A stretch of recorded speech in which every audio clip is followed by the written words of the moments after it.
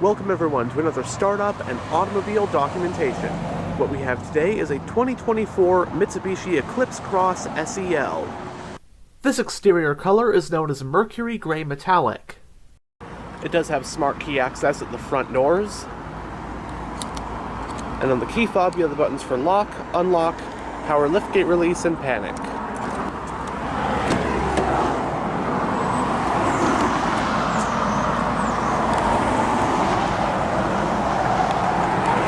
Storage and bottle holders in the front door panels. It does have power windows, locks, and mirrors, as well as power folding mirrors.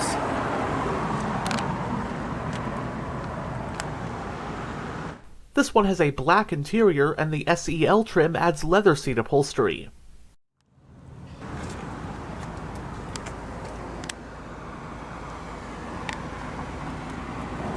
Both of the front seats are fully powered. But now that we're behind the wheel, let's go ahead and start the engine, and it does have a push-button ignition.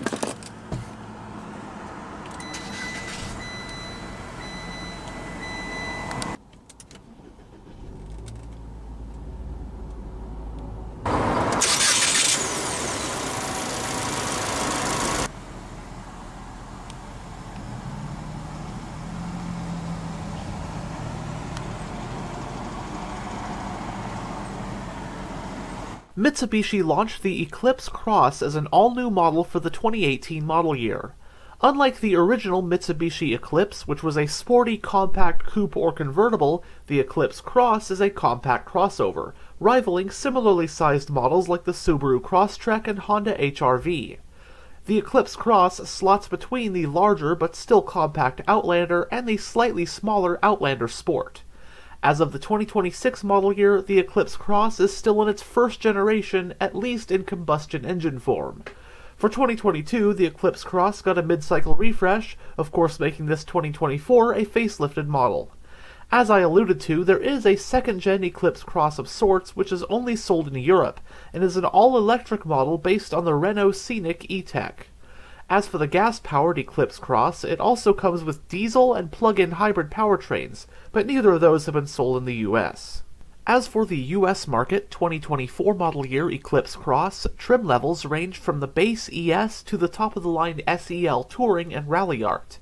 This SEL trim is near the top of the lineup and adds niceties like a heated steering wheel, leather seats, and power adjustments for the front passenger seat.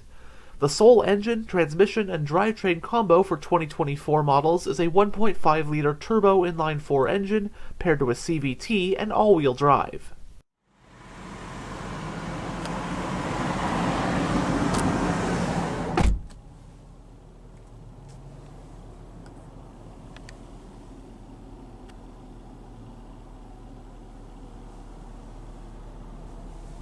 The instrument cluster has two analog gauges for your tachometer and speedometer, with everything else located in this digital display that can be gone through via these controls.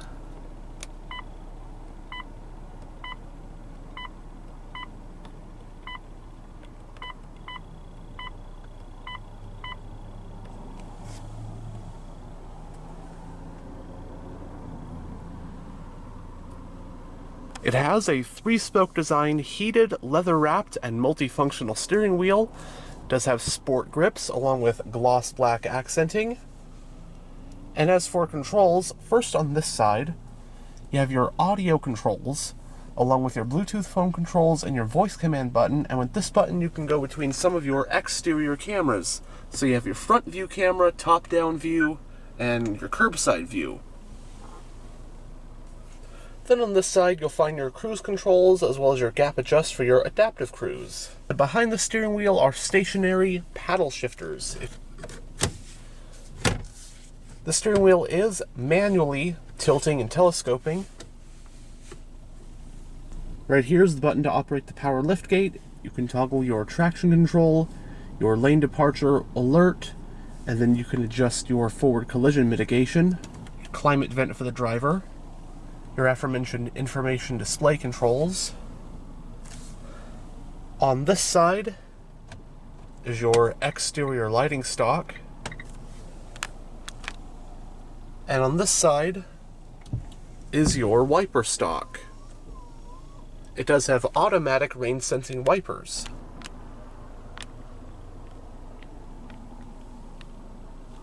Going down the center of the interior, you have your infotainment system with a touchscreen, along with some shortcuts, volume power tuning knobs. We'll go over the system more in a bit. Your central climate vents, push-button ignition, your hazard light switch, also your panel dimmers right here, passenger seat belt and airbag indicators. Then below here you will find your dual zone automatic climate controls. You have your fan speed, temperature for either side, different zones, AC, auto, sync, that kind of stuff. You can toggle the heated steering wheel with this button. You have your eco driving mode, 2 USB-A ports, a 12-volt power outlet, and then some storage ahead of the shifter. Entering reverse does reveal a backup camera with guidance lines, and you also have that top-down view camera.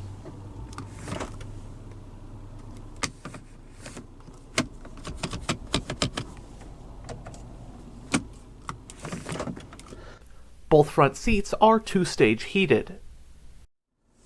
With this button you can toggle the different modes for your SAWC all-wheel drive system. So you have normal, snow, and gravel.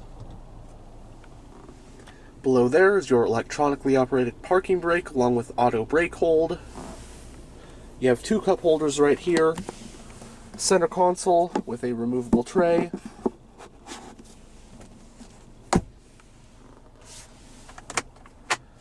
The glove box is 2-tiered of sorts. Nice deep area here to put like the manual and then more storage below there.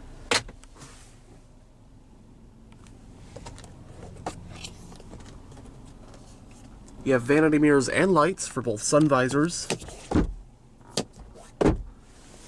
Grab handles for all 4 corners. Auto dimming rear view. And on the overhead console you have your reading lamps and then your roadside assistance emergency buttons. Alright, and here's the infotainment system in this 24 Eclipse Cross SEL. So right now we're on the home screen. You have some shortcuts along here that are part of the touchscreen. Not too much going on here in this main menu. We'll just take it from the top right here. So under multimedia, your radio. So you have AM, FM, plus Sirius XM, Bluetooth audio streaming, plus anything you might have hooked up via cable. And you push this button down to, or push this knob down, it takes you to your equalizer settings, sound settings, that kind of stuff. Under phone, self-explanatory. Under settings, you've got quite a lot of stuff, including vehicle settings, system settings. Under navigation, this is TomTom based, but you have a nice navigation map right here.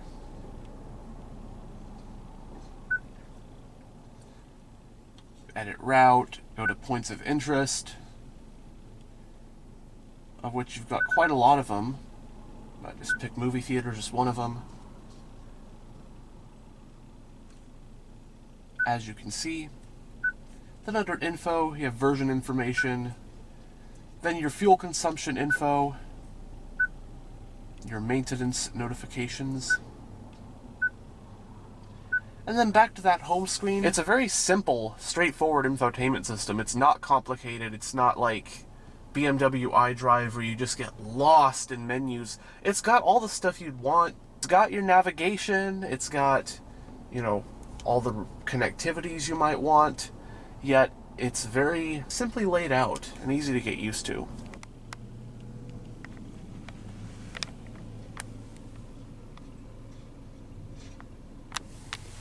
But now we'll roll down the driver's window and have a look at the engine bay, and all 4 windows are fully automatic.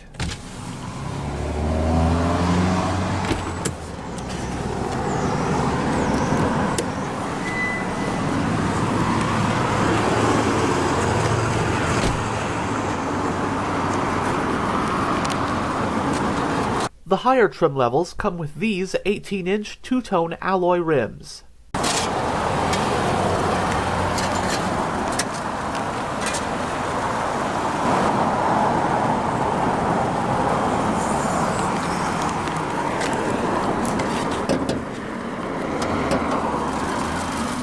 The Eclipse Cross is powered by the Mitsubishi 4B40 1.5-liter turbocharged inline-4 engine. The block and head are made of aluminum, and it uses dual overhead camshafts, 4 valves per cylinder, direct injection, and MIVAC. Horsepower is rated at 152 at 5,500 RPM, and torque is rated at 184 pound-feet at 2,000 RPM. The engine is paired to a continuously variable transmission with a manual shifting mode, and power is sent to all 4 wheels via Mitsubishi's Super All-Wheel Control all-wheel drive system. Running on regular unleaded with a 15.8-gallon fuel tank, EPA estimates are 25 mpg in the city and 26 mpg on the highway. It has a McPherson strut front suspension and a multi-link rear suspension. Stopping the car are 4-wheel disc brakes, with the front ones being ventilated. The Eclipse Cross can tow up to 1,500 pounds.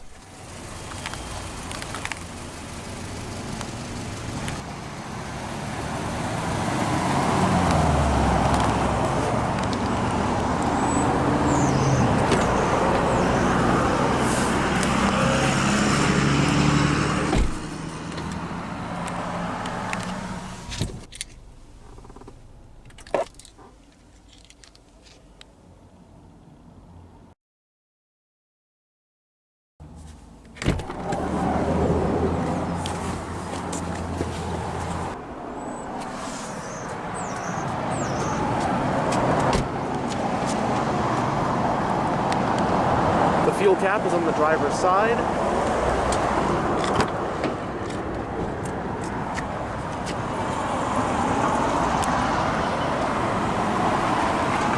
You have bottle holders in the back door panels.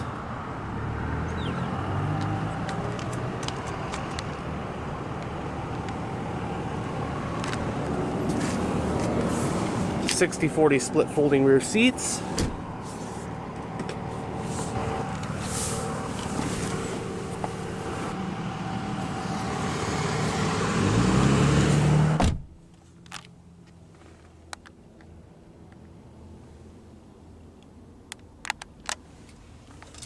Both front seats have map pockets on the backs. Coat hook right here. Rear passengers do get their own USB-A and USB-C port. You also have a folding center armrest with 2 cup holders. And that same lever you use to fold the seats down can also be used to recline or adjust the position of the seat back. As for space, I'm about 6'1", driver's seat's in a pretty comfortable position for myself. I think it's a pretty comfortable back seat. It definitely feels kind of like a stadium seat where I'm kind of higher up than the front. Headroom is not too bad. I got maybe not quite an inch of headroom, but my head's not hitting the roof. Foot room is really good as well, and leg room, as you can see, is not too bad. And if you put the front seat even slightly further forward, it'll only get more comfortable. And again, having the option to recline the seat back, really nice in a crossover of this size. Mitsubishi for the past decade has been like kind of one of the forgotten auto manufacturers. You got Toyota, Honda, Nissan, Subaru, Hyundai, Kia, and Mitsubishi's been like, oh, I'm here too. They're not as competitive. Now, the overall interior build quality definitely feels a bit on the cheaper side compared to competition. But on to some of the things I like about this thing. The exterior styling is awesome. Say what you want about Mitsubishi, I think, especially the Eclipse Cross and the Outlander, there's some good-looking crossovers. Very eye-catching, sharp, excellent-looking vehicles, in my opinion. And this thing is really well-equipped. Outside, I mean, you don't have a sunroof, but you have heated seats, a heated steering wheel, adaptive cruise, navigation. You got quite a lot of stuff, plus the all-wheel drive capabilities. This thing packs a lot of vehicle into a pretty small package, and again, it's a surprisingly roomy back seat. Very comfortable. I think the main thing is just the kind of dated, not the best quality feel of the interior. If you can get past that, or if that doesn't bother you, honestly, I think there's a lot this thing has going for it.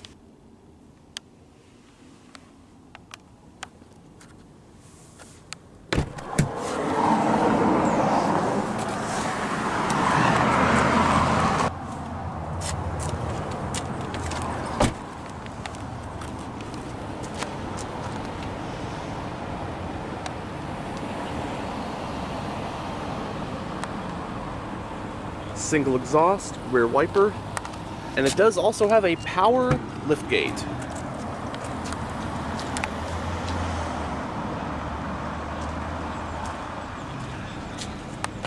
The Eclipse Cross provides 23.4 cubic feet of cargo space when the back seats are up.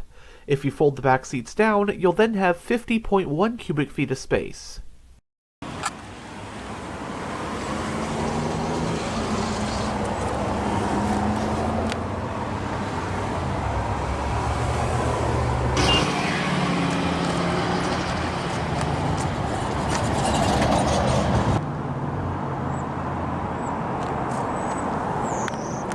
But anyhow, thanks for checking out this tour of this 2024 Mitsubishi Eclipse Cross.